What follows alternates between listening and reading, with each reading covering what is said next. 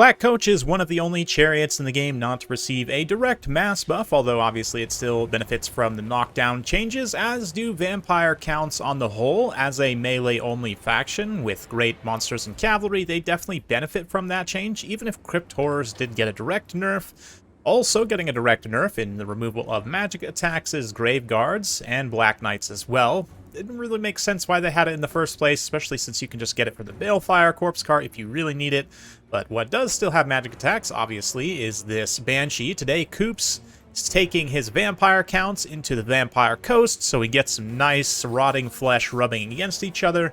Just fantastic. Kemmler leading the way with Banshee and Necromancer, of course. Got some zombies up front, lots of Graveguard, including the Stearnsmen, 5 in total, shielded Graveguard, all. Blood Knights and Dire Pack out on the flank, and we've got this Black Coach hanging down over here. For the Vampire Coast, looks like a Halberd Admiral of Vampires, double Rotting Leviathan. Very interesting choice. I actually really like it against Vampire counts. Lots of guns, holy guns, yeah, and a huge checkerboard formation, mixed pistols, second line of handguns for armor piercing, Lamprey's Revenge, Rotting Prometheans, and some halberds scattered around as well. So Coop's going to get the attack going early with another unit of Dire Wolves out here. They immediately just chew through those pistols, no problem, but they're also taking a bit of Overwatch fire from these handguns. That said, I mean, the handguns firing at some doggos, not a more expensive, important target like this guy right here. This Black Coach gets a little bit of an awkward uphill charge, immediately gets bogged down, and does not manage to pull through that unit of zombies there. So, again, not a most ideal circumstance for them to try and get a good charge, but they do sort of fail on that somewhat. Let's take a nice wide view, though, as Koops gets a little bit blobbed up here by this map. These couple kind of impassable terrain pieces sort of forces his formation into a little bit of an awkward position, but he does manage to get a flank of some zombies and Graveguard up around the side here to support those Blood Knights. The Black Coach as well, just struggling to pull through there. Is probably eventually going to be able to get through, but it is taking quite some time and possibly opening up to some gunfire there. But Black Coach honestly probably needs some direct mass buffs. If we take a look here, 2750, I would have to compare that to something like a Doom Wheel or the Demon Trains, you know, some of this other single entity chariots around a similar cost. Probably should be slightly lighter than those two, just based on the appearance, kind of function of the unit. But let's see how it goes. On the other side here, the Rotting Prometheans, ooh, they're going to get a nice angle set up for the Blood Knights to charge in here. Have no problem getting through their own zombies and Graveguard. They're going to get a nice impact and do some solid damage to Lamprey's Revenge. The armor certainly does help there for Lamprey's Revenge, but more zombie summons from Kemmler. And the Banshee is just quietly accruing value here with armor piercing and frostbite.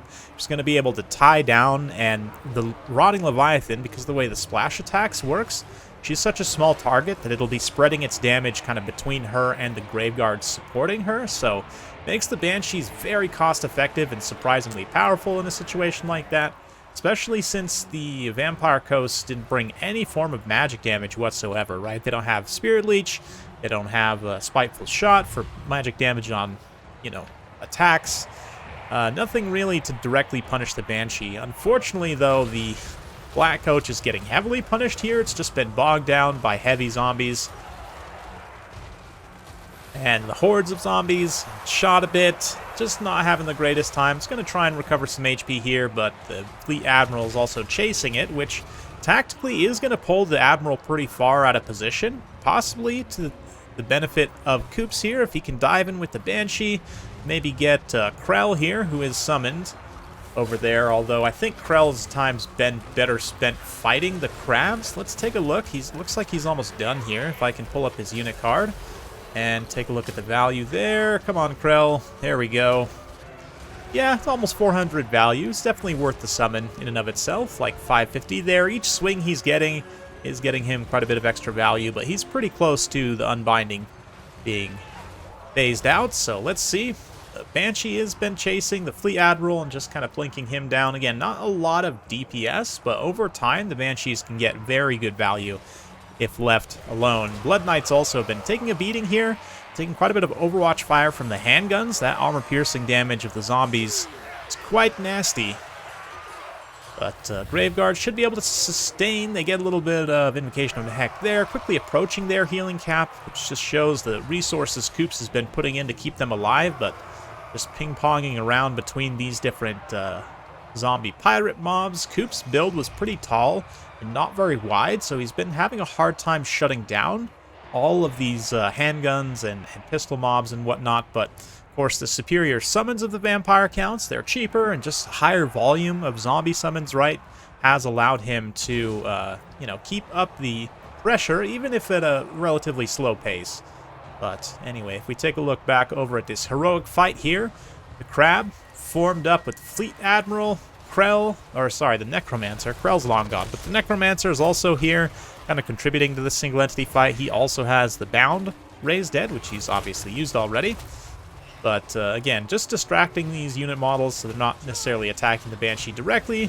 Necromancer, not necessarily designed as a tank, but certainly is going to act as one in that situation. Meanwhile, the Blood Knights are even healthier than last time we checked in with them. They've been recovering HP through hunger, just fighting zombies in melee. Obviously, zombie handguns have no melee fighting capability whatsoever, so the Blood Knights are basically at zero risk as long as they're not getting shot here.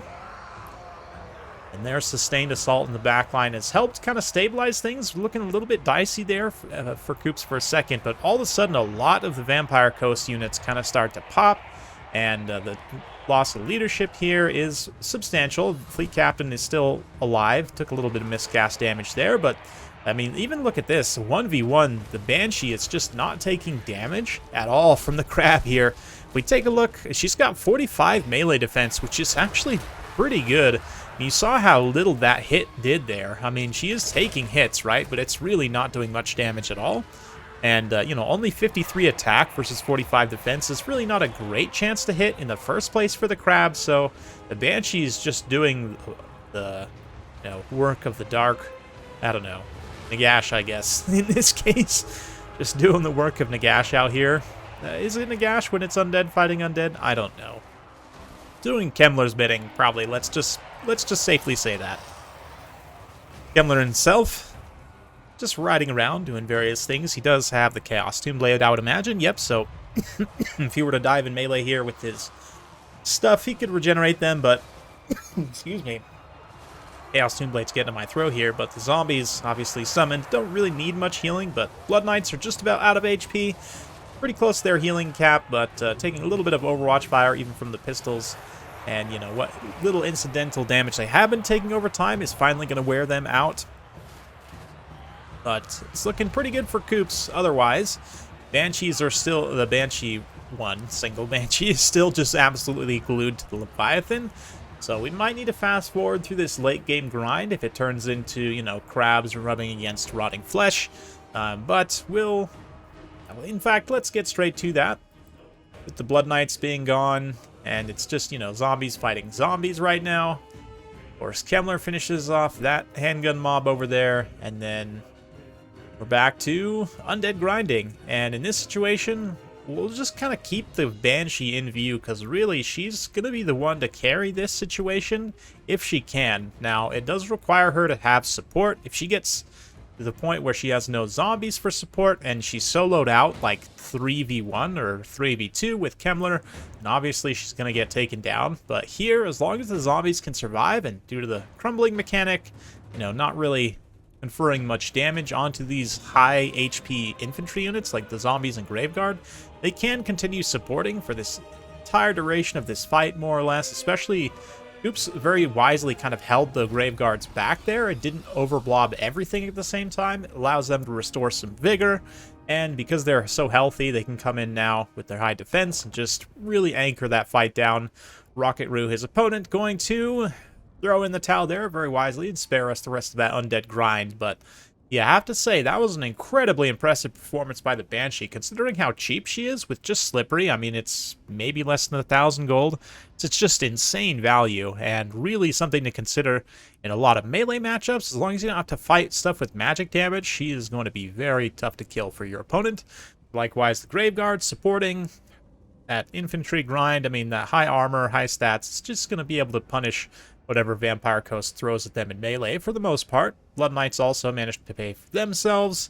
Yeah, unfortunately, the black coach was struggling there mightily, and I need to test it out some more myself and see. Probably still not totally worth it. I'm not sure, but on Rocket Roo's side, obviously love the pick of the big crabs, even if they didn't necessarily pay for themselves. I'm surprised, though, how badly Lamprey's Revenge got killed by those Blood Knights. I mean, they are quite tanky unit generally, but maybe they just didn't have the right infantry support in the right place at the right time. A lot of guns. It's risky to take this much ranged against vampire counts, but actually a lot of the ranged units ended up paying for themselves, so very interesting. I think just the single entity fight, I mean, despite the fact they all got pretty good value, that Banshee, man, just so tough to kill. So hopefully you guys enjoyed watching this one. If you do like this sort of content, be sure to like, subscribe, hit that bell notification button. Every time I upload a new video, you'll be notified. Thanks again. We'll see you next time.